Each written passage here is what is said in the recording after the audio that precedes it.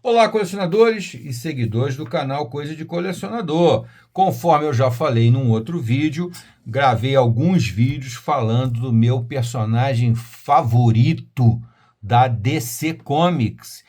E aí, como eu já havia previsto, como eu já tinha avisado, é o personagem que praticamente ninguém conhece, a não ser de participações muito pequenas, muito coadjuvantes em histórias da Liga da Justiça ou de personagens do universo místico da DC. Mas a melhor parte desse personagem está escondida, não é publicada no Brasil desde os anos 70, mesmo a editora Abril Jovem, né? Abril Cultural, não publicou histórias do Espectro.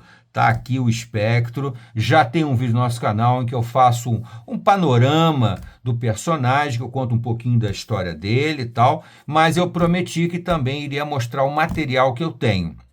Então, já mostrei o material que eu tenho em revista propriamente dita, né? Nas publicações da editora Brasil América dos anos 70 e alguma coisa de edições americanas, de uma republicação das melhores histórias do personagem numa sériezinha com 4 revistas. Mas o que tem de melhor material publicado é um material americano, não tem como, né? Infelizmente, nem a Panini, nem a Editora Abril e nem nenhuma outra se interessou em republicar a fase que eu considero assim maravilhosa do Espectro e que está nesse ônibus aqui americano. Esse é um ônibus, A Ira do Spectre, The Wrath of Spectre, ônibus americano, tá? Que saiu, se eu não me engano, em 2014.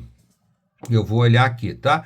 Então, aqui vem a edição, para vocês verem, né? Edição aqui monumental, né? Uma edição fantástica, que não compõe todas as histórias do Espectro, tá? Apesar dele não ser um personagem que tem poucas histórias, não se compara a Batman, Super-Homem, Mulher Maravilha, nem de perto, é muito menor, mas mesmo assim, nesse volume aqui não caberiam todas as histórias, apesar que também o que ficou faltando é muito pouco e é muito fraco mesmo, tá? Mas o que tem de melhor aqui, o que tem de melhor do Espectro, que é para mim o melhor personagem da DC Comics, está nesse volumão aqui, tá? Essa capa aqui é uma capa que foi feita pelo grande artista o Jim Aparo, que é o cara que realmente definiu a anatomia do espectro da melhor maneira possível, com expressões fisionômicas excelentes e com expressões de mão também, que eu considero assim fantástico, uma verdadeira aula. Esse volume aqui contém o que eu chamo de a terceira e a quarta fase do personagem. O personagem tem mais ou menos 5 fases, tá? Mais ou menos. É uma maneira de tentar classificar as histórias, tá? Esse aqui contém a terceira e a quarta parte. Esse personagem, o Espectro, como eu já falei nos outros vídeos, né? Desculpa se eu me repito, mas é necessário. Esse personagem é um personagem criado pelo Jerry Siegel, que é o mesmo autor, o mesmo criador do Super-Homem.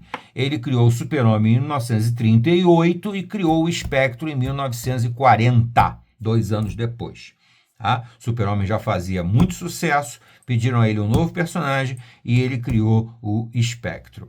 Nessa edição aqui não tem a história de origem desenhada pelo Jerry Siegel, escrita pelo Jerry Siegel, mas tem aqui os autores, tá? Inclusive eu vou até começar aqui, mas eu vou mostrar um pouquinho aqui, ó. É uma edição típica, né? Como sai no Brasil também, vem com essa sobrecapa, com algumas imagens aqui. Essa imagem aqui foi feita para a reimpressão das histórias dos anos 70 lá nos Estados Unidos pelo Jim Aparo, que é o autor, tá? Mas o traço dele já estava bem diferente. O traço dele nos anos 70 era mais parecido com essa orelha aqui, tá? Mas eu vou mostrar muita coisa aqui. Essa capa aqui também foi feita por ele nos anos 90, em 1988, quando foi republicada essa saga dele, 90 não, desculpa, gente, 1988, foi novamente publicado nos Estados Unidos. Vamos continuar aqui mostrando aqui, ó. Aqui está a lombada. Essas imagens aqui também, citando 3 histórias clássicas dos anos 70, essa imagem foi feita para a reimpressão em 1988, tá? Aqui mais uma imagem, aqui já dos anos 70 mesmo, e aqui também uma imagem foi criada para a reimpressão, tá? Então vamos lá olhar aqui um pouquinho do volume. Então, conforme eu falei, foi criado pelo Jerry Siegel. Aqui nós temos algumas imagens. Muito bem, e aqui, logicamente, no índice, dá para a gente mais ou menos já enxergar o que eu queria dizer, tá? Ele começa aqui publicando uma introdução bem legal do Peter Sanderson, que é praticamente um especialista no personagem, e aqui vem, então, as primeiras histórias que são de 1966, né? O Espectro tem uma fase inicial nos anos 40, depois tem uma volta dele nos anos 50, pelo Júlio Schwartz, né? Pelo editor Júlio Schwartz, com alguns outros, artistas, né? Muito bem. Então, já em 66, vem a fase que o Júlio Schwartz convidou a equipe que fazia o Gavião Negro para ele, já fazia o Gavião Negro para o Júlio Schwartz. Então, o Júlio Schwartz aqui chamou o Gardner Fox e o Murphy Anderson, tá? Que para um para escrever e outro fazer a história. Então, aí ele fez Showcase, na revista Showcase, a partir do número 60, e era também bimestral, janeiro, fevereiro de 66, começou a sair essa que eu chamo de a terceira fase do Espectro, tá? Então vem a primeira fase é a fase do criador, a segunda fase é uma fase bem ruim, em que o personagem estava completamente deslocado do alter ego dele, é como se fossem dois personagens, aliás, coisa que se mantém nessa terceira fase. Mas essa terceira fase aqui é um pouquinho melhor, porque volta a tratar de assuntos um pouco mais sérios, dá uma pegada um pouco melhor ao personagem.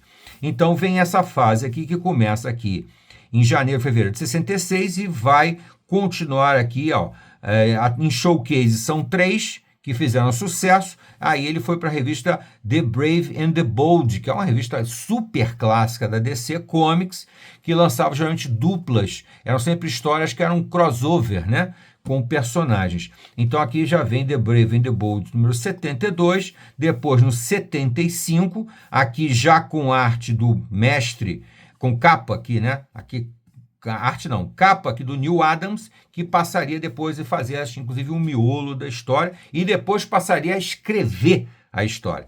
Ainda nessa fase, 66 e 67, tem aqui, então, história escrita pelo Bob Haney e a arte do Ross Andru, que desenhou Homem-Aranha há muito tempo também, né?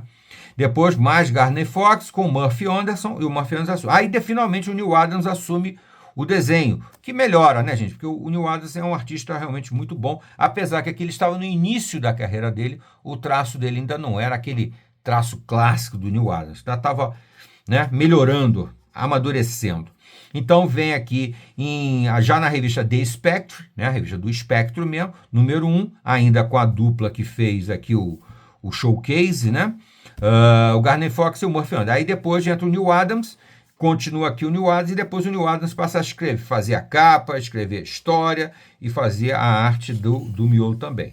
E até o Espectro número 6, aqui também, o Espectro número 7, número 8, número 9 e o número 10, que já vinha inclusive com várias histórias, já não era uma história só, eram várias histórias com vários artistas aqui. Inclusive tem uma história aqui desenhada pelo Bernie Wrightson, o famoso Bernie Wrightson, famoso por ser um artista de terror, né? Fazer muita história de terror.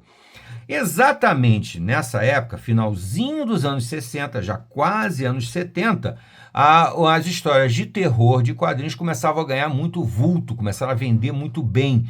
E aí o novo editor aqui já em 1974, janeiro, fevereiro de 74, Adventure Comics, a revista que lançou o Super-Homem, né? Já no número 431, traz o Espectro de volta, com o editor Joe Orlando e o escritor o Michael Fleischer e o artista o Jim Aparo, que é um dos melhores artistas dos quadrinhos e que definiu a anatomia do Espectro, tá? Acho muito importante.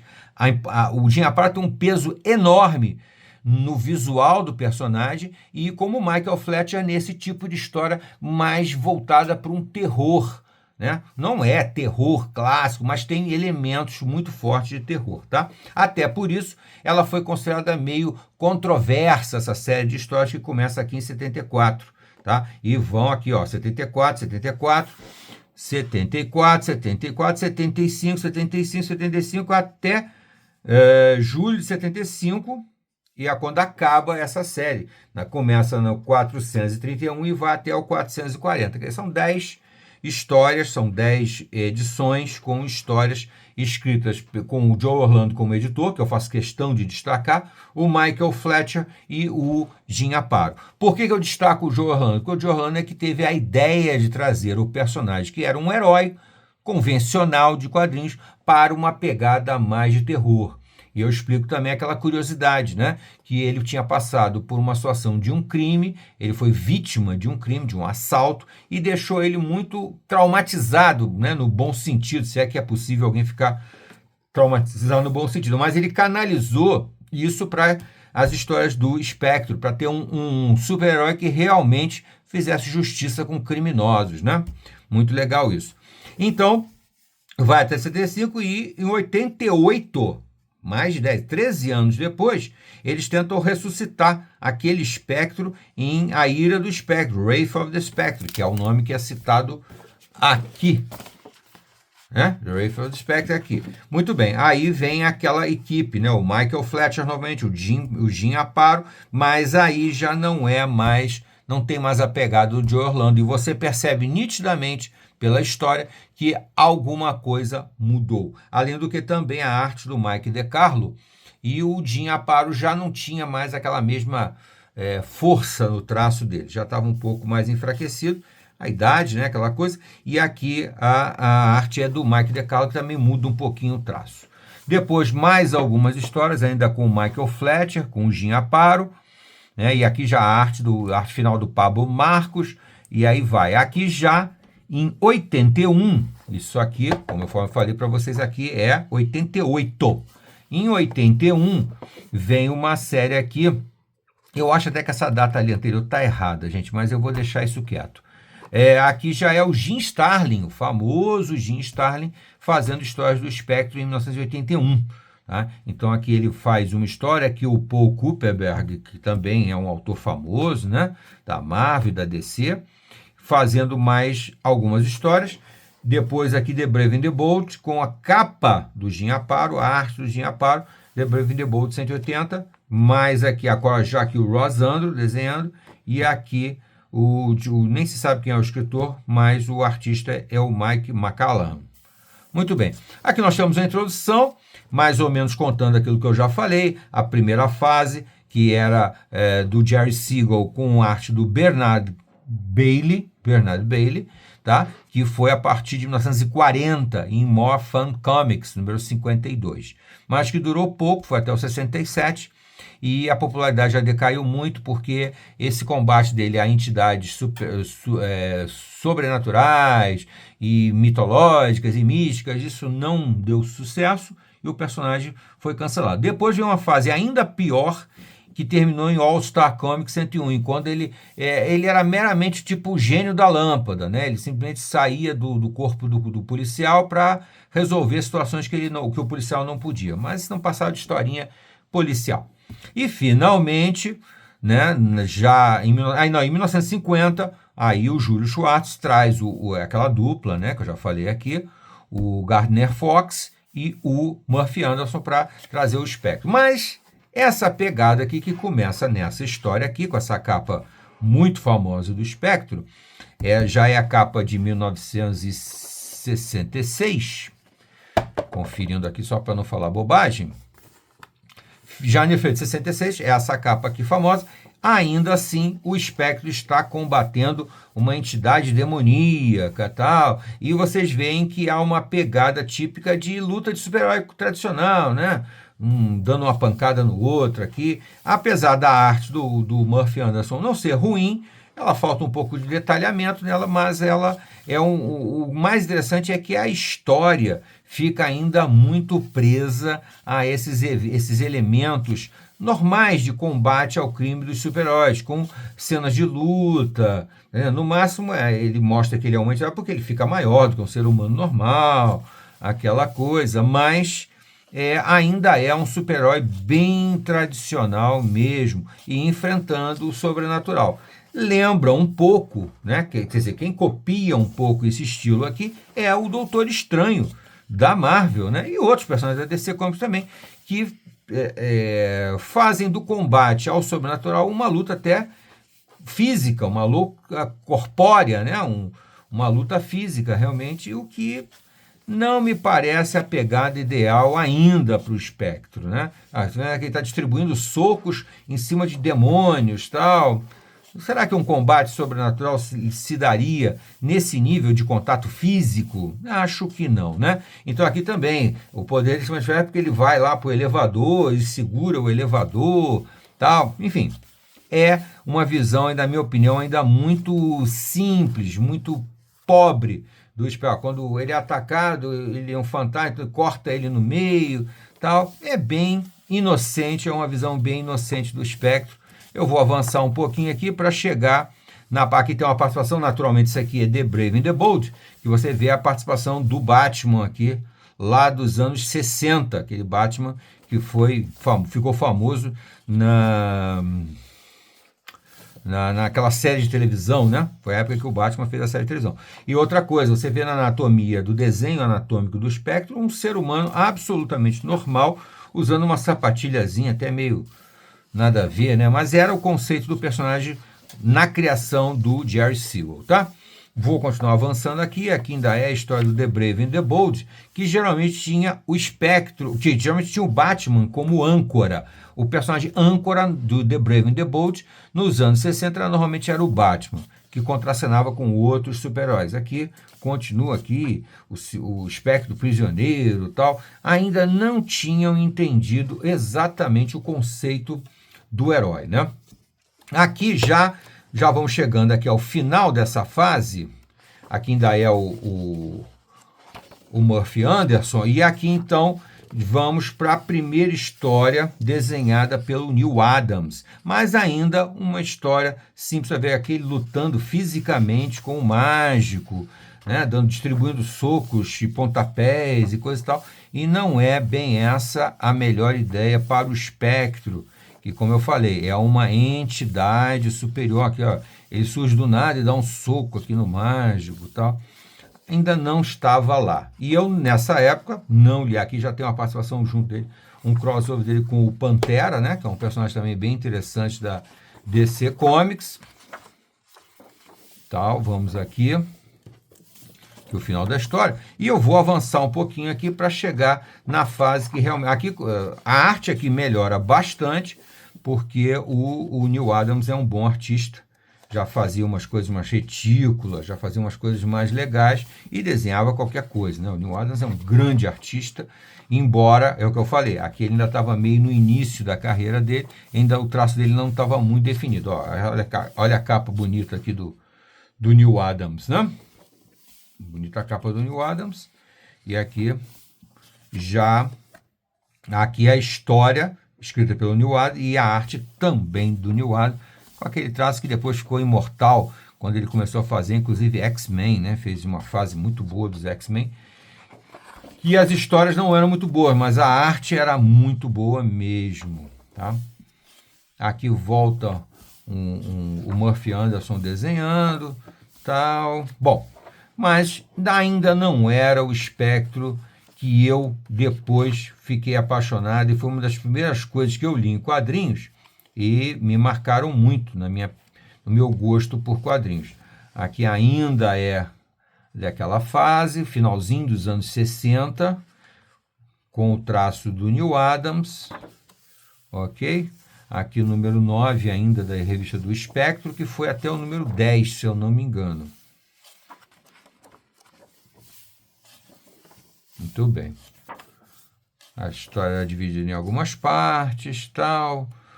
Muito bem. Bom, chegamos aqui à cereja do bolo, a parte que vale a pena demais esse volume bonito aqui, grandão, que é a fase dos anos 70. final dos anos 60 até 69, a fase desenhada até pelo Neil Adams, mas com histórias que ainda não tinham capturado exatamente a essência do personagem, que é essa coisa sobrenatural, né? E aqui junta o sobrenatural do Joey Orlando, do terror, né, do Michael Fletcher, com a arte estupenda do Jim Aparo, fazendo Adventure Comics número 431, em fevereiro de 1974. No Brasil, começou a ser publicado em 75 pela editora Brasil América, a famosa Ebal, né? Script, aqui vem como script, né, que é aquele erro bobo, é a história do Michael Fletcher. Quem faz a diagramação é o Russell Carley e o editor é o Joe Orlando, com arte do mestre Jim Aparo, tá? Que nessa época estava no auge, desenhando absolutamente tudo com muito dinamismo, com muita ação, com muita precisão, né? E um artista extraordinário de fisionomias e de mãos. Uma coisa que ele usa muito no Espectro são as mãos do Espectro. Olha aqui, já nessa cena aqui, você já vê. E a anatomia do Espectro ganha essa coisa mais fluida, mais etérea, onde não há necessidade de você ficar desenhando o corpo dele todo. Ele sempre tem você sempre percebe uma fluidez fantasmagórica nele, né? Lógico, sem deixar essa questão de coisa de atravessar a parede, essa coisa toda, que é meio bobo, né? Que não é o que realmente pesa no Espectro. É muito mais essa pressão do personagem. Nas histórias, realmente o componente é o de terror, é aquela coisa de metafísica, né? É um personagem que lida com as condições onde ele estiver, né? Ele não age fisicamente, ele não reage com soco, com pulo, com salto, ou com acrobacia, nada disso. Ele apenas está presente e a vontade dele é cumprida da maneira que ele achar melhor, tá? E por isso as histórias também têm desfechos muito trágicos para os criminosos, mas os criminosos são criminosos terríveis, que praticaram crimes abomináveis, só que aí eles pagam com o famoso olho por olho, dente por dente da lei de Talião, né? Muito bem. Aqui já vamos para o 432 de abril de 74, e ele aqui enfrentando, no primeiro volume, ele enfrentou uma quadrilha de assalto a carros fortes. Aqui ele passa então a enfrentar uma quadrilha encomendada para matar um magnata, um empresário, tal, né? E é exatamente aquilo que eu expliquei já nos outros vídeos. Por que é que eu gosto tanto do personagem nesse momento? Porque ele é um personagem extremamente poderoso, sobrenatural, né? Que traz uma vingança sobrenatural, mas ele está cuidando de assuntos terrenos, problemas urbanos, da maldade humana. Então isso é que torna ele tão interessante, tão impressionante aqui, e a pegada do terror é muito boa. Nessa história aqui, inclusive, ele conhece vamos colocar assim, entre aspas, né, o par romântico dele, que é essa moça aqui, a Gwen Sterling, que é filha do empresário que foi assassinado, e ele vai resolver o crime e acaba ela se apaixonando por ele. E daí vem o drama, tá aqui, ó, a última página da edição maravilhosa, o drama do personagem, que não tinha um drama até então, né? Que é o que carece muitos personagens dos anos 40, é a falta de uma dramaticidade. E o Espectro, nos anos 70, ganha essa dramaticidade, porque finalmente os dois personagens, se é que se pode chamar assim, né? O Jim Corrigan, que é o policial, e o Espectro se tornam uma única entidade, eles são uma única coisa. Então, um traz a parte sobrenatural, o Espectro, e o Jim Corrigan carrega um drama muito grande, porque ele sabe que ele está morto. Ele foi morto lá nas origens dele por um grupo de uma organização criminosa que botou ele dentro de um barril e jogou ele no mar. Ele morre afogado ali. Só que a voz que chamou o Espectro chama ele, então, para cumprir essa vingança sobrenatural. E outra coisa também que é interessante de destacar é o seguinte: a primeira página da história é sempre um momento culminante da história, que vem como se fosse criando um grande suspense. O que vai acontecer? Essa primeira página aqui não faz parte da narrativa cronológica. Ela faz uma chamada para um momento exponencial da história, muito importante da história. E aqui, então, é que ele começa a narrativa propriamente dita, né? E a narrativa, dinamicamente, das páginas do Jin Aparo, apesar de ele não quebrar quadrinhos, ele respeitar mais ou menos uma diagramação de quadrinhos, ele tem uma capacidade interessantíssima na anatomia, da maneira de contar a história. Isso aqui é até um momento raro, em que ele desenha um espectro por inteiro. É muito raro ele fazer isso. Ele geralmente trabalha mais de uma maneira, sem querer fazer um trocadilho, já fazendo, espectral, né? Fantasmagórica, né? E sempre praticando essa justiça dele, que é implacável nessa fase aqui. Aqui nós já vamos para o terceiro, não, o quarto volume da revista, com essa capa que foi a primeira que saiu no Brasil. A primeira que saiu no Brasil foi essa, que conta o pesadelo dos bonecos e o espectro, né? Mais uma vez, aquela mesma história que eu falei. Isso aqui não é o início da história, isso aqui é o momento de ápice da história que ele vai contar depois. Aí é que ele volta no tempo. É uma narrativa bem interessante e bem adulta também, né? Eu tenho que concordar que é uma história que já tem uma pegada bem adulta, não só por causa dos elementos de terror, mas também por causa da forma de contar a história, que é bem legal, tá? Então, e aqui, mais uma vez, que eu sempre falo, né? A preocupação dele de ele não coloca em nenhum momento, nessa fase maravilhosa do espectro aqui, o espectro num confronto físico com os adversários. Não faz sentido você ser um vingador espectral e ficar trocando soco com um vilão, né? Não tem nenhum sentido.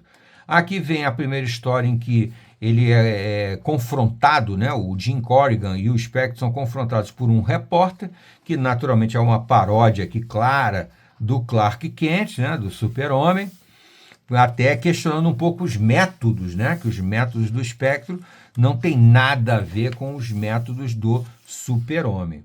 E contextualizando, olha aqui, mais uma edição com uma capa belíssima aqui do Jim Aparo. Contextualizando, é muito importante lembrar que essa fase aqui, que o espectro, de certa forma aqui, começa a abordar temas que eram proibidos nas histórias em quadrinhos por causa daquele código de ética medonho que nasceu nos anos 50 e ficou proibindo as histórias de quadrinhos de abordar assuntos um pouco mais adultos, um pouco mais interessantes nos quadrinhos, né? Essa fase aqui começa mais ou menos, eu diria, em 72 ou 73, com o Homem-Aranha abordando a questão das drogas, né? Em seguida, nessa fase aqui também, o Arqueiro Verde e o Lanterna Verde fazem aquele passeio, né? Aquele turismo pelos Estados Unidos, naquela série deles, em que eles abordam diversos problemas sociais graves dos Estados Unidos naquela época. E o Espectro aborda a questão da justiça. Será que a nossa justiça é suficiente? Será que nós estamos intimidando os vilões para que se contenham, para que pensem duas vezes antes de agir, né? E, de certa forma, o que o Espectro faz aqui é botar isso no lugar, né? Botar os devidos pingos nos is. Aqui no meio tem essa historinha dele com o Batman, que não faz parte da sequência de Adventure Comics. Isso aqui é The Brave and the Bold, o Bravo e o Audaz, que foi publicado no meio. Mas é uma história que já tem umas cores um pouco suavizadas. Não tem essa mesma justiça do olho por olho, dente por dente, não. Aqui ele dá uma seguradinha nessa coisa. Mas aqui, Adventure Comics número 437, já está chegando ao final, volta à mesma pegada, tá? E história do Michael Fletcher e arte do Jim Aparo aqui, sempre muito legal. Uma época em que a cor era muito chapada, né? Não tinha muita dinâmica, não tinha muita perspectiva, muita profundidade. Era necessário que o artista fosse realmente excepcional para fazer um trabalho bem legal. E aqui, para variar, sempre isso aqui. O espectro é sempre uma entidade, um espírito, uma coisa muito superior que não tem nem como o vilão ficar tentando derrotar ele, coisa que o valha, né? Aqui, 438, estamos chegando, já é a penúltima história, um museu de cera e que usa as pessoas, que prende as pessoas para fazer quadros mais realistas. Então, aqui dentro não são bonecos de cera, são pessoas que estão presas. Imagina um crime desse tamanho, né? Que você transforma as pessoas em bonecos numa exposição para dar mais realismo. É um absurdo, né? Vamos lá. Edição 439, a voz que sentenciou, né, o espectro. Então aqui é a história final, na primeira parte, em que o policial Jim Corrigan tem uma oportunidade junto à voz para que ele volte a ser um ser humano, né, porque ele gostaria imensamente de casar com a namorada dele, com a moça que é apaixonada por ele aqui, mas ele vai descobrir tragicamente que a sentença que ele aplica aos vilões também, de certa forma, está sendo aplicada a ele, e que ele não vai poder deixar de ser o espectro, porque a justiça precisa ser cumprida. Então aqui nós temos o final dessa fase maravilhosa do espectro, e aqui já entra uma tentativa, né, de voltar a publicar aquelas histórias tão legais dos anos 70, nos anos 80. Essa história aqui que é de 1988, mais ou menos, ainda com arte do Jim Aparo, mas sem a supervisão do Joey Orlando e sem a arte final também aqui, que muda um pouco. Você percebe claramente que o traço do Jim Aparo fica diferente aqui, basicamente por causa da arte final, tá? Aqui já é o Mike DiCarlo que faz a arte final. Aqui mais uma história dessa fase, né?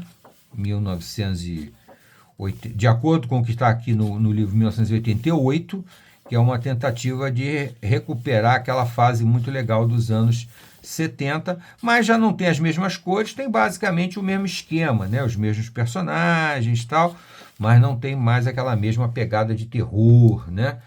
Mais clássica lá dos anos 70. Aqui uma história já com o Super-Homem, e aí já é aquela fase que eu falei para vocês. É escrita pelo Len Wein, que é um dos criadores do Monstro do Pântano, né? E pelo Jim Starlin. Aqui o Jim Starlin ainda com um traço menos do estilo dele, ainda começando, né? Então aqui ele ainda repete traços mais convencionais. Aqui vem ele com o espectro. É uma história basicamente do Super-Homem que o espectro coloca o Super-Homem à prova, né? Questiona os valores do Super-Homem e tal. Isso aqui também já é finalzinho dos anos 80. Aqui ainda tem mais uma história. Aí são outros artistas, mas aquela fase realmente espetacular ficou para trás, tanto nas histórias como na arte propriamente dita. Mais uma história aqui do Batman, aqui desenhada ainda pelo Jim Starlin, pelo Jim Aparo, mas não tem mais a mesma consistência daquelas histórias. Tá bom, gente? Então, quis mostrar para vocês, finalizando aqui os meus vídeos falando do espectro, mostrando essa edição incrível mesmo, que saiu lá nos Estados Unidos. Eu não vi, eu queria ver qual é a data dessa publicação, mas ela é 2000 e alguma coisa, 2018, eu acho. É por aí. Não tem aqui. Deixa eu ver se eu ainda acho aqui para completar a informação. Quando é que foi publicado esse volumão aqui? Esse volumão aqui é de 2020. É de 2020. Esse volumão aqui saiu em 2020, tá? Ainda até é possível conseguir ele lá fora, né? Pela Amazon você consegue.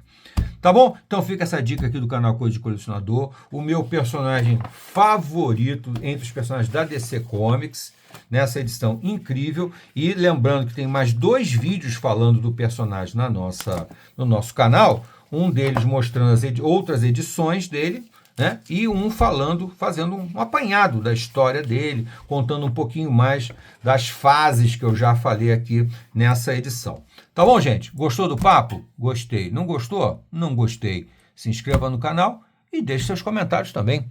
Até a próxima.